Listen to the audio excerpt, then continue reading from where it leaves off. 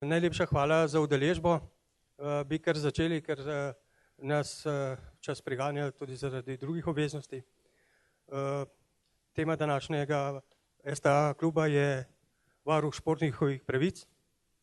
Rožle Prezelj je to postal po odločitvi izvršnega odbora in skupščine Olimpijskega komiteja na predlog komisije športnikov. Z nami so tudi Miroslav Cerar, s 30 kolajnami najuspešnejši slovenski športnik, Tjaša Andrej Prosenc, tukaj v vlogi članica predsedstva Mednarodne arbitraže za šport, in Edvard Kolar, direktor direktorata za šport. Rožle, bi te prosil na kratko, da predstaviš svoje novo delo. Ja, prvo bi jaz prav lepo vse rad pozdravil. Sem zelo vesel, da ste se udeležili. Moram reči, da mi je izredna čast, da me je komisija športnikov pri OKS nominirala za to funkcijo in da me je potem skupščina Olimpijskega komiteja Slovenije potrdila. Obenem je pa to velika odgovornost in pa zaveza, da bo ta institut v praksi zaživel in da bo služil v korist športnikov. Mogoče še nadaljevanje, kakšen je tvoj pravni status, kako si začel s svojim delom, kakšne težave se srečuješ na kratko? Ja, zdaj ta institut je relativno nov, zdaj cela institucija je še v povojih, je v razvoju, tako da zdaj delo, kar se tiče reševanja problemov športnikov, poteka nemoteno. Obenem pa se institut statutarno pravno urejuje in mislim, da v letu 2015 bo to urejeno, tako da bo lahko v bistvu potem v polni meri zaživel tudi v naslednjih letih. Je pa treba poudariti, da ta institut je tudi v svetu relativno nov in ni neke prakse, tako da v bistvu smo mi te, ki pišemo recimo zgodovino tega instituta tudi v svetovnem merilu. Prav zaradi tega je mogoče treba zadeve premisliti in jih mogoče časovno malo odložiti, da se res dobro premislijo, da jih ne bomo potem spet spreminjali. Mogoče bi dal besedo Edvardu Kolarju, predvsem pred okroglo mizo smo imeli nekaj besed tudi o tem, kakšna naj bi bila vloga v zakonodaji, mogoče stališče. Moram, ne? Ker drugače se me sliši tudi brez tega. Lep pozdrav vsem skupaj. Zdaj, kar se tiče tega inštituta varuha športnikovih pravic, je prva ideja za ustanovitev oziroma vzpostavitev pogojev dela tega inštituta se je začela za pripravo nacionalnega programa. Tam smo razmišljali o tem, v tem kontekstu neke družbene vloge športa in pa seveda nekaj etično-moralnih vidikov, ki naj bi v športu veljali in seveda nekoga, ki bi na nek način lahko skrbel, da so športniki tokom celotne svoje kariere na nek način zaščiteni ali pa da imajo nekoga, ki mu lahko povejo, kakšni so njihovi problemi in ki mu jih seveda lahko preko tega inštituta, zaradi tega, ker ima te pristojnosti in nenazadnje ta znanja, tudi pomaga rešiti. Zdaj, seveda je normalna pot bila ta, da smo šli iz nacionalnega programa naprej na izvedben načrt, ker smo ponovno to opredelili in pa seveda potem na raven pravilnika o izvajanju letnega programa športa na nacionalni ravni, preko katerega pa seveda bomo poskušali letno zagotavljati te temeljne finančne in materialne neke zmožnosti, s katerimi bo lahko ta inštitut sploh deloval, ker če ne bomo zagotavljali neke finančne sredstva za njegovo delovanje, potem smo ustanovili brez zobega leva. Zdaj, kar se pa tiče samega zakona, ki je trenutno v pripravi, zakona o športu, je pa tako, da v prvi fazi ta delovna skupina, ki je to pripravljala, tega ni vključila, ampak smo pogovoru z Rožletom je povedal, da je Olimpijski komitej dal te pobude in jaz verjamem, da se bomo uspeli dogovoriti, da bomo tudi zakonsko opredelili ta inštitut kot nekaj, kar na področju športa deluje.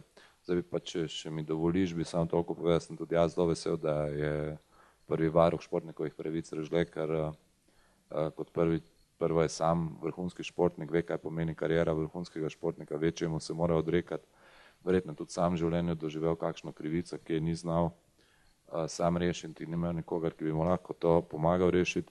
Po drugi strani je pa izredno dobro zgradil svojo dvojno kariero, kar je zdaj zelo sodobna neki trend na področju dela s športniki in je tudi pravnik, tako da jaz verjamem, da je bil ena najboljših, če ne najboljša izbira. Hvala. Mogoče Tjaša Andrej Prosenc. Ja, hvala.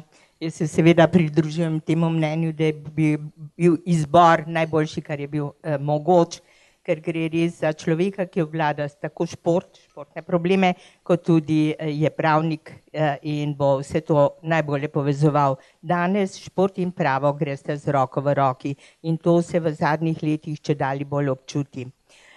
In nekako moram reči, da sem kar ponosna, da sem sodelovala pri pripravi zadnjih novih pravil Olimpijskega komiteja Slovenije, Združenja športnih zvez, kot predsednica komisije za organiziranost in tako dalje, ki smo vključili v nova pravila Olimpijskega komiteja, seveda tudi pravila o varuhu pravic športnikov Olimpijskega komiteja Združenja športnih zvez. Rada bi poudarila, da nas ni veliko, oziroma da ni veliko olimpijskih komitejev na svetu, ki imajo ta status vključen v pravila olimpijskih komitejev.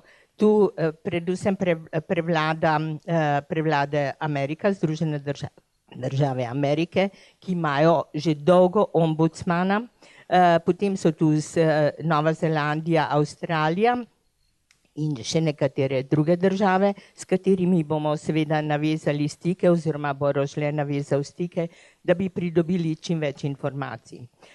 Mogoče še en poudarek, kaj je glede na status, ki smo ga opredelili v pravilih, kaj dela varuh. Varuh varuje pravice športnikov v razmerju do državnih organov lokalne samouprave, nosilcev javnih pooblastil, vejca Olimpijskega komiteja Slovenije, Združenja športnih zvez in njenih članic pred neupoštevanjem pravil slovenskega pravnega reda ter mednarodnih obveznosti Slovenije. Kar pomeni, športnik je prizadet in misli, da so mu kršene določene pravice, ki izvirajo iz teh nosilcev, skratka državni organi, lokalna samouprava, nosilci javnih pooblastil, tudi Olimpijski komitej in tudi zveze, če kršijo, se javi varuhu in ga vpraša, kaj narediti. Varuh ni tisti, ki ga bo zastopal pred sodišči ali pa pred arbitražo. Ne. Varuh je tisti, ki mu bo svetoval. Takole naredi, tja se obrni, to ti bom preskrbel, pribavil bom pravila ali pa skratka dokumentacijo, na katero se sklicuješ, da bom pogledal, kako je zadevo. Skratka, to bo tisto delo. Kakšne pravice so lahko kršene? Ogromno jih je, teh pravic je ogromno, vendar najprej bomo morali napraviti nabor športnikovih pravic, nabor tistih pravic, za katere se lahko domneva, da so kršene. Seveda so to v osnovi pravica do treninga, pravica do osebnostne izgradnje, pravica do vrstitve v reprezentanco, pravica nemotenega razvoja, skratka, ogromno je teh pravic, ki najbrž bi porabili dneve, da bi jih naštevali, vendar to je treba spraviti v nek pravilnik. Kontaktirali smo že varuhinjo človekovih pravic za pomoč, kontaktirali bomo tudi druge varuhe, varuha teh pacientovih pravic in podobno. Ti imajo že izgrajene pravilnike, kjer se nakazuje smer, v katero bomo morali tudi mi iti. Tu bo Olimpijski komitej Slovenije, Združenje športnih zvez nudil Rožletu kot varuhu vso podporo. In mislim, da bomo lahko skupaj dosegli veliko.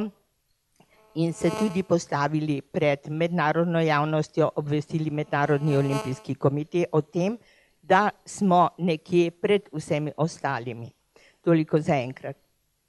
Mogoče še Miroslav Cerar, mnenje. Hvala lepa. To je lep pozdrav vsem skupaj. Namreč zdaj, ko razmišljam, in najprej ponovil misel obeh mojih predhodnikov, da namreč Rožle res prava oseba na pravem mestu, kot pravnik in pa seveda kot vrhunski športnik, je živel in še vedno živi pravzaprav s tem področjem. Mislim pa, da se s tem odpira izredno široko področje dela. Sem bil lani navzoč in povabljen na tako imenovanem vrhu športa, ki je obravnaval etiko v športu, kjer smo se srečavali in srečali mnogi veliki športniki, biznismeni, trenerji vseh mogočih področji in seveda ugotavljali po eni strani, da pravzaprav etika pa morala tudi na tem področju zelo šepa. In prišli smo pravzaprav v tem razvoju na športnem področju res tako daleč, da ugotavljamo, da žal brez enih pravil, predpisov ne moremo usmerjati naše življenje tudi na tem področju. Jaz osebno sem kar malce proti poplavi predpisov vse povsod, čeprav sem bil kot nekdanji pravnik, je malo čudno, da to povem, ampak vendar se mi zdi, da včasih zgublja konkretno to področje, šport kot tak, eno prvinstvo. In glede pa na razvoj, kakršen je, kako je preskoči iz amaterizma v profesionalizem in vse druge oblike, potem pa seveda je nujno, da tudi taka inštitucija obstoji. Mislim, da je tako široko področje, ki ne zajema samo tiste pravice športnika do, da tako rečem, pod narekovajem delodajalca. Imamo tukaj starše in vrsto drugih, bi rekel, so udeležencev in jaz Rožletu čestitam za to odločitev. Mislim, da bo imel široko podporo v mnogih, tako kot Jaša prav, dejansko tukaj ne bo nekakšen zagovornik, advokat, bo bolj, kot sem razumel, nekakšen mediator. Skratka, tekom razvoja te vloge se bo pravi odsev, kaj in kako se dela. Hvala lepa, Jože. Rožle Prezelj, na kratko o srečanju z varuhinjo človekovih pravic Vlasto Nussdorfer, pa potem o konkretnih primerih, s katerimi si se že srečal. Ja, moram reči, da ravno včeraj sem se srečal z varuhinjo človekovih pravic. Moram reči, da izredno podpira ta institut, je zelo naklonjena in sva se nekako dogovorila, da bomo medsebojno sodelovali, kar se tiče izmenjave informacij in pa odstopanja primerov ali pa recimo, vkolikor bo ona seznanjena za primerom, ki se tiče športa, bo me vključila ali pa me informirala o tem in pa obratno, vkolikor bom jaz dobil primer, kater bo presegal moje pristojnosti, da se obrnem na njo in ga predam njenim službam.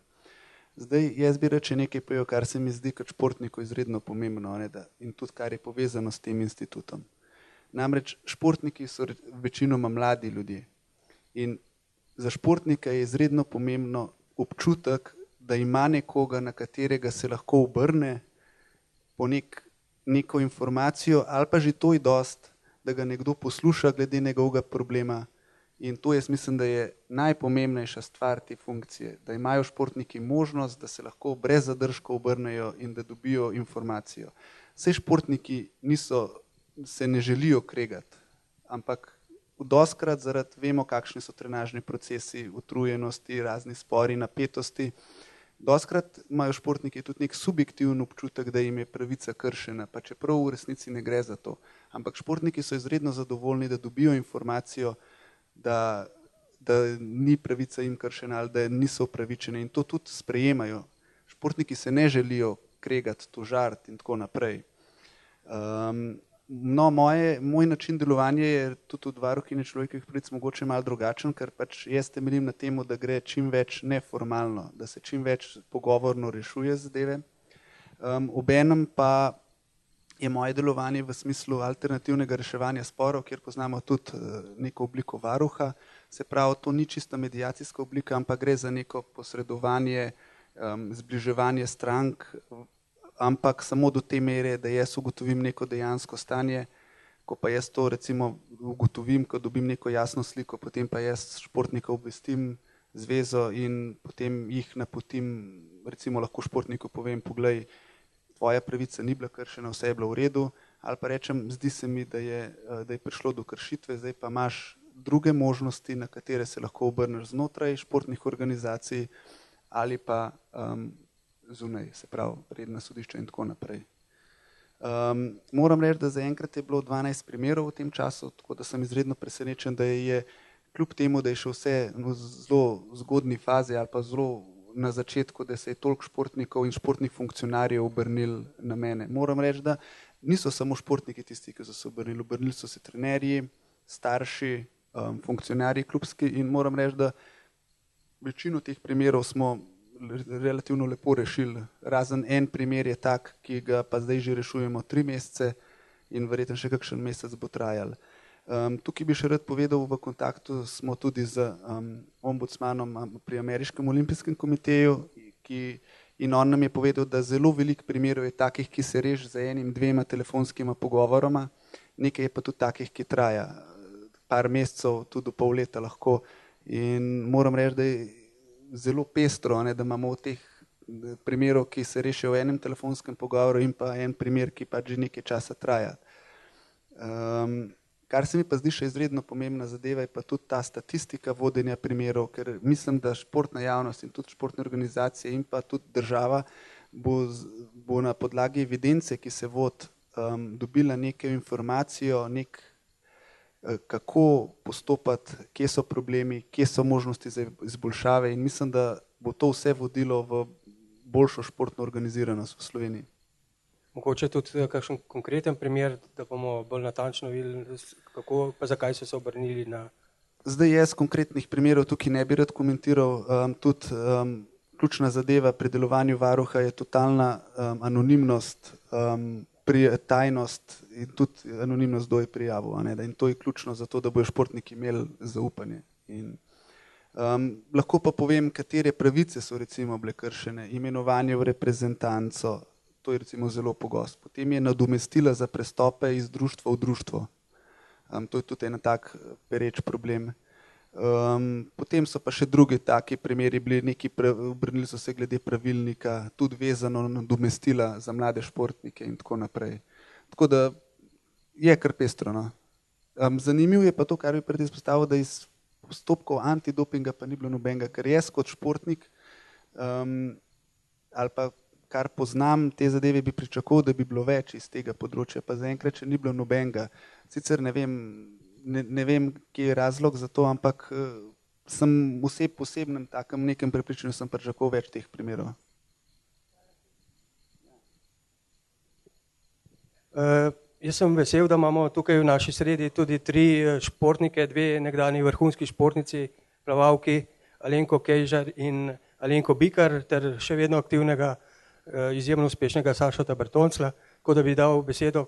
V času karier bi vi rabili kakšen podoben institut, a ste se s čem srečali, pa kakšen je vaš pogled na varuha športnikovih pravic? Jaz osebno se nisem srečala, nisem nikoli čutila, da bi mi bila kakšna pravica kršena, ampak sem pa slišala veliko takih zgodb. Tako da jaz mislim, da je to zelo pozitivno, da se je ta statut odprl in pozdravljam to res.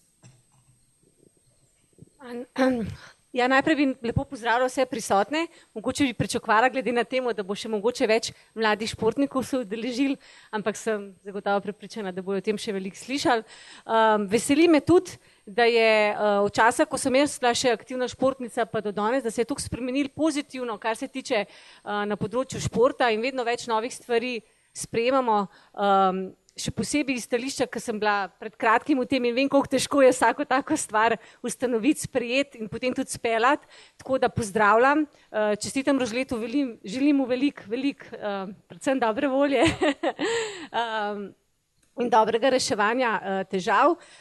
Sama osebno v mojem času, moje športne kariere moram reči, da nisem imela nekih večjih težav, če pa je že prišlo do njih, ne, je pa bil prvi tisti, ki mi je pomagal oziroma na katerega sem se obrnila moj trener. To moram reči, da pač ponavadi je tako, da je ponavadi trener ni samo trener, ampak ima več vlog od očeta, trenerja, psihologa, pa še marsikaj drugega bi se najdel. Tako da definitivno je bil trener tisti, na katerega sem se jaz tudi obrnila. Če pa še to ni šlo, pa sigurno naprej verjetno v okviru Atletske zveze, glede na to, da sem bila atletinja. Ne? In potem smo nekako le našli skupni jezik in smo potem rešili zadeve. Ponavadi je bilo tako, da ni bilo treba drugače reševati. Če pa še to ni šlo, ne? No, o tem pa potem ne bi več naprej, ampak lahko pa omenim, da se je do zdaj še vedno vse, če zdaj pogledam za nazaj, ni bilo nič kaj takega spornega, da bi morali kjerkoli drugje to reševati. Ja, en lep pozdrav tudi z moje strani. Prvo bi Rožletu čestital, pa zaželel veliko sreče v takem projektu, ker to je res ena odgovorna naloga in se mi zdi, da je res ta pravega imamo za to, no. Sem zelo vesel. Tudi z moje strani, tako lahko razmišljam zdaj za nazaj, nekako nisem imel nekih takih zadev, da bi potreboval na srečo, no. Kakšen, bom rekel, mediatorja ali pomoč kje druge. Tudi, kar smo imeli težav, konflikti v športu dogajajo, bom rekel, znotraj reprezentance, znotraj med trenerji, med, bom rekel, funkcionarji so zmeri kakšne konflikti, tako kot je tudi Alenka že povedala, ampak nekako smo pri nas vedno vse zadeve uspešno reševali, zmeri smo se uspešno uspeli pogovoriti, smo naredili kakšen sestank in sem zelo vesel, da smo znali te zadeve znotraj vedno pozitivno rešiti. Je pa res, da glede na to sem bil kar malo presenečen, ko je Rože rekel, da je že 12 primerov imel v takem kratkem času, saj meni se zdi dosta kratek čas, pa očitno ni to taka dobra praksa posodne in je to res neka nujna potreba po taki instituciji in res podpiram to in želim mu vso srečo. Mogoče, Rožle, ta institut je sorazmeroma nepoznan tudi pri športnikih, kakšne korake nameravaš narediti, pa kako vidiš svoj status v prihodnje? Ja, zdaj tako je, res je, da je relativno nepoznan. To je tudi zaradi tega, ker je bilo ravno ustanovljeno. In tako, kot sem že povedal, ena izmed ključnih nalog je, da se športnike informira. Jaz sem tudi v svojem programu napisal, kako bomo to probali, se pravi prek takih javnih srečanj, prek medijev, spletnih omrežij, spletne strani in pa pač direktno tudi za športniki. Mislim, da v primeru olimpijskih reprezentanc, takih in drugačnih reprezentanc so priložnosti, kjer se lahko športniki seznanijo s tem. Obenem pa bomo videli, kakšne druge možnosti so še za to, da se to spromovira med športniki. Je pa res, da če bomo dobro delali, če bomo športnikom potrebni, potem pa mislim, da ni problema, da se ne bi to razvedela. Zdaj, kako vidim delovanje varuha v prihodnosti, je pa pač mogoče malo bolj kompleksno vprašanje, ker ga niti nismo še postavili, tako da je to mogoče malo preuranjeno govoriti, kako bo to šlo naprej, ampak tako, kot sem že povedal, mislim, da je to izredno pomemben institut za športnike in jaz si bom prizadeval, da bo ta institut zaživel. Je pa res, da bo ta institut zaživel, bojo pa mogli biti športniki tisti, ki ga bojo uporabljali. Ker če športniki ne bojo tega uporabljali, potem ga instituta ne bomo potrebovali. Mogoče Tjaša? Ja, jaz bi kar tole potrdila, kar je Rožle na koncu rekel. Tako je bilo prijetno poslušati obe Alenki in tretjega, da niso rabili nobene pomoči. Hvala Bogu, ne, se reče po domače.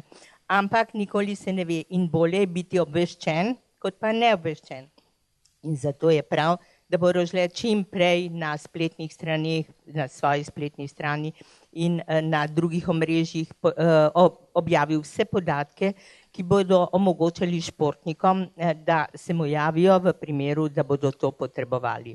Ker vidim, da športniki niti športne zveze niso ravno dobro obveščeni naprimer o naši arbitraži.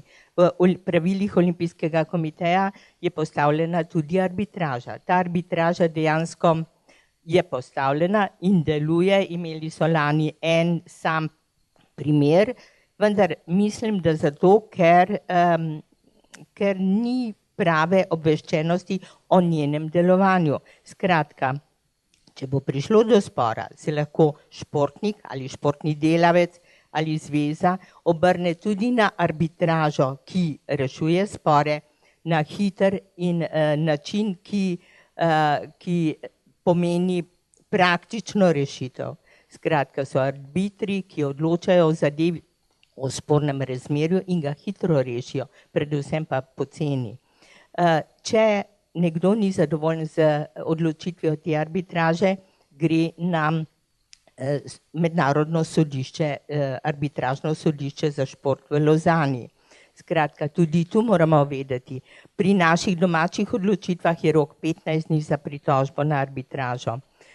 Pri pritožbi zoper odločitve domačih organov na mednarodno razsodišče je rok 21 dni.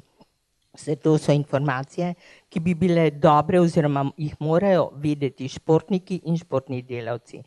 Arbitražno razsodišče v Lozani deluje že od leta 1984 in je sedaj opravilo več kot 4200 primerov.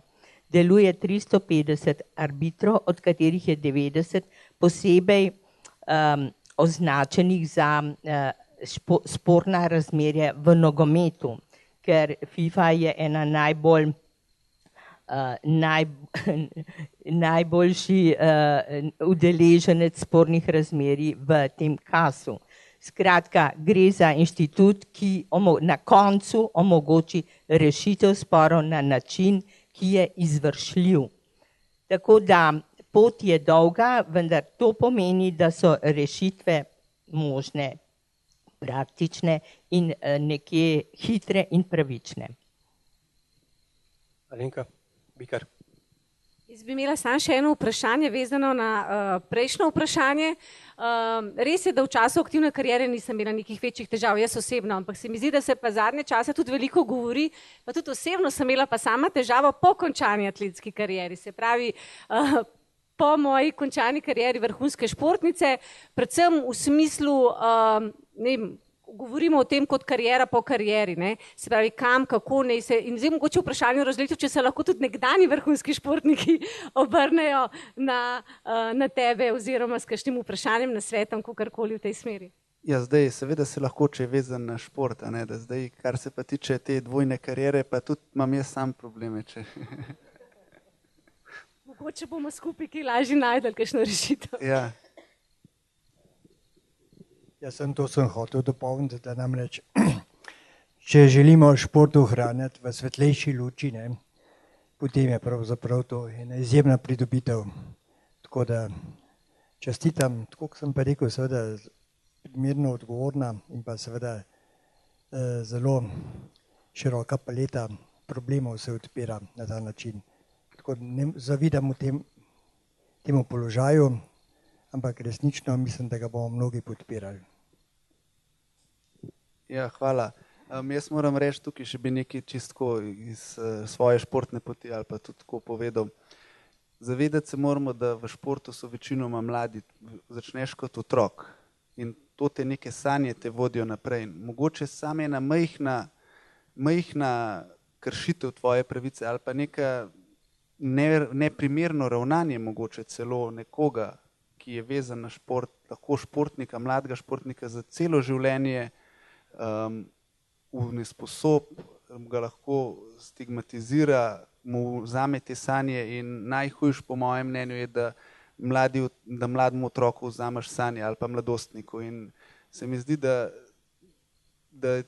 ta institut ni samo za te vrhunske športnike in jaz ga tudi ne vidim tako, jaz ga vidim predvsem za vse, predvsem pa za te mlade, da se zaščiti mlade športnike pred raznimi zlorabami, preobremenitvami, prevelikim psihičnim nasiljem nad njimi in to. Tako da to je zelo pomembno, da se tudi mlade športnike ozavesti in da se preprečijo take, rečemo, negativne zgodbe, da bojo športniki iz športa odhajali razočarani in da se ne bojo nikoli več hoteli vrniti, ampak da bomo se športniki, bivši, sedanji in bodoči, združevali in da bo to neka taka skupnost, katera naj bi bila tudi kot klub Olimpico in tako naprej, da bi to zaživeli in da bi bilo to nekaj pozitivnega v naši družbi. Sašo Bertonc. Mogoče, če ima kdo še od omizja kaj dodati k temu? Praktično mislim, namreč, poglejte, od športnika veliko zahtevamo vedno. Pa pojmo odnos športnik pa trener. Tudi trener mora včasih stvari zaostriti na kakršen koli način. Ne? Torej, tu zna dostakrat priti do kratkih stikov, tako da je dejansko tako rekel zelo zahtevna stvar. Ja, ravno to, jaz sem hotel povedati. Recimo, zelo pomembno je, da se problemi rešujejo z, bom rekel, zdravo kmečko pametjo. Ker kot vemo, da tudi vsak športnik ima kakšno krizo, pa je zmatran, pa se mu ne lupi in takrat je trener tisti, ki ga more spodbuditi ali pa mogoče celo malo prisiliti v to, da izvede tisti trenažen proces. Vendar se pa tukaj zastavlja to vprašanje, kdaj pa gre to čez mejo. In tukaj treba športnike izobraziti, da bojo oni sami začutili, ker pač vsak ima različno mejo tolerance, en rab več prisile, en manj, ampak vse vemo, pač več poti v otorima, tako je pa isto do pač športnega uspeha, eni imajo take metode, eni drugačne. Je pa na nas, da športnike podučimo, da sami spoznajo ali pa sami sprevidijo, kdaj je to presežena ta meja. Še nekaj se mi zdi pomembno. Zame in mislim, da za vse so športniki najboljši ambasadorji države, ki jo zastopajo, in to se seveda ob največjih uspehih velikokrat vidi. Zelo prav bi bilo, da bi ti športniki se že v času aktivne kariere in tudi kasneje povezovali na mednarodnih nivojih. In tudi v tej smeri jih je treba podučiti, jim pokazati pot, kje se lahko vključijo, kako naj to naredijo. Mi imamo razmeroma malo športnikov, ki so zastopani v mednarodnih telesih svojih organizacij ali pa prosim v Olimpijskem komiteju. Nimamo predstavnika, vendar naša skrb bi bila, da bi to nekoč tudi dosegli. In tudi na ta način bi morali športnikom pokazati svetlo pot, kako se vključiti in pomagati, kajti tudi to bi bila velika, velika promocija. Hvala. Ne morem si kaj namreč. Omenil sem pravzaprav, da vedno kritiziram poplavo predpisov. Moram reči, da pravzaprav družba v celoti, ne samo na športnem področju, smo res dejansko nesposobni biti to pošteni ljudje sami do sebe, da tega ne bilo potrebno. Zato pravzaprav se poslužujemo tega načina, da nas pravzaprav predpisi, pravila usmerjajo, do kje smemo, do kje so meje, ki jih ne smemo prestopiti. Takšno žal je življenje. Mislim, da bi morali se ob tem tudi zamisliti in mogoče se vrniti k res pravi etiki pa morali. Ne samo športni, tudi sicer. Hvala lepa. Zanima me, če ima kdo še Oto Giacomelli, prosil za besedo. Lep pozdrav vsem.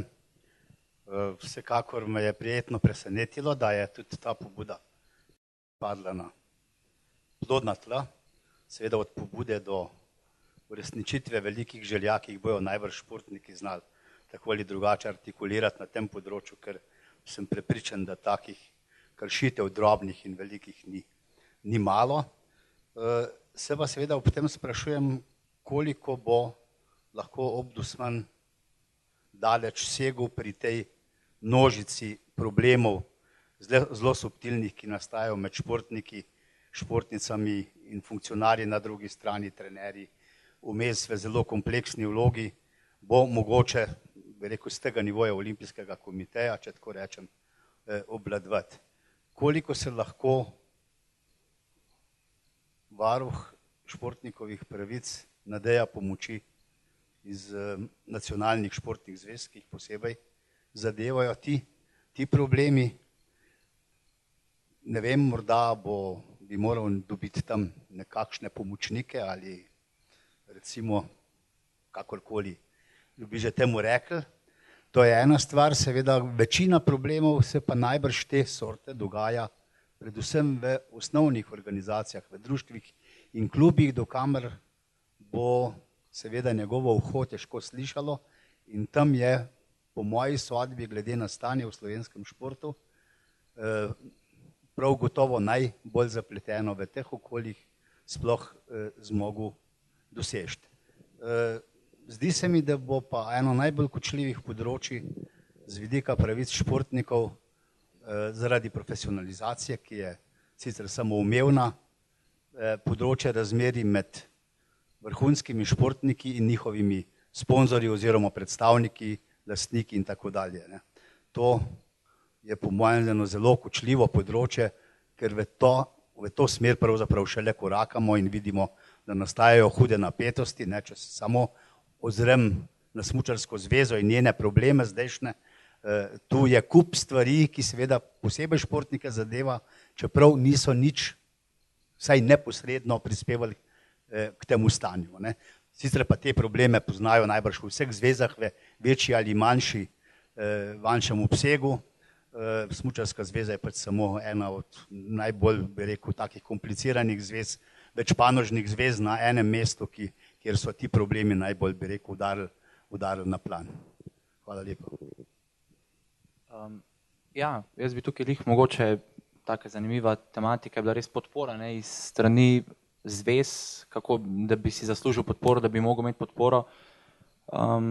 Nekako pri nas na gimnastični zvezi sem mogoče, jaz v tej meri upleten, da sem nekako predstavnik aktivnih športnikov in tudi vsako leto naredimo kakšen sestanek, letos se nam je gospod Cerar pridružil, je malo poslušal naše pogovore in tudi razpravljamo o težavah, ki jih imajo športniki. Jaz sicer to delamo pri nas bolj, ker sem predstavnik aktivnih športnikov, samo s športniki in se pogovarjamo o težavah, kakšne so težave, nekako razpredamo o teh stvarih, da zadeve rešujemo. In ja, verjetno pa, če bi tudi kakšna taka zadeva se zgodila, da pač ne bi mogel zadeve rešiti, bi pa mogoče zadeva prešla naprej do Rožleta in se mi zdi, da v takem primeru tudi imel našo podporo, da pa pomoč. In tako da se mi zdi, da v nekaterih zadevah že dogajajo v pozitivni smeri. Ja, najlepša hvala za to vprašanje. Zdi se mi to izredno pomembno vprašanje in tudi sam, ko sem nastopil to funkcijo, sem bil zelo skeptičen, kako bojo športne zveze to sprejele. Moram reči, da sem izredno presenečen ali pa je izredno zanimivo, da sem v vseh primerih, ki sem jih do zdaj reševal, so vse zveze konstruktivno, polno sodelovale. In veliko sem razmišljal v tej smeri, zakaj, ker sem jaz pač pričakoval, tako kot ste vi rekli, da kakšna bo reakcija te zveze ali pa določene zveze na problem, s katerim se jaz obrnem na njih. In sem prišel mogoče do nekega takega svojega osebnega zaključka, da vsi smo v športu zato, da športniki dosegajo rezultate. Pač nastajajo konflikti in tudi v interesu športnih zvez je, da se te konflikti rešijo hitro, da so športniki zadovoljni, ker na koncu so tudi športne zveze zaradi športnikov tam in tudi športni funkcionarji so zaradi športnikov. To je osnova. In je pa res, da po občutku, ki ga imam ali pa po teh, kar sem do zdaj videl, večje, močnejše, bolj organizirane zveze imajo manj problemov in tudi veliko bolj sodelujejo kot pa neke manjše zveze, ki je vse bolj na amaterskem nivoju. Zdaj druga zadeva, kar se pa tiče pomoči, seveda, tako kot sem rekel, vse zveze so mi do zdaj pomagale, s katerim koli vprašanjem sem se na njih obrnil, so polno sodelovali. Zdaj, seveda, pač, če bo veliko primerov, bo pač potrebno določena pomoč. Jaz recimo tudi določenega sam ne morem reševati, če ni sodelovanja zveze, ker pač ne poznam, ne morem niti do njihovih aktov in tako naprej. Ampak jaz mislim pač, da vseeno je naša športna družba nekako na tej stopnji zrelosti, da pač bo to omogočalo, da se to rešuje, ne, da se pač problemi so, ampak se jih tudi da rešiti. Kar se pa tiče teh komisij športnikov, jaz moram povedati, jaz sem tudi v komisiji atletov pri Atletski zvezi in pa tudi v komisiji atletov pri Mednarodni atletski federaciji. In res, te komisije lahko v prvi fazi največ naredijo.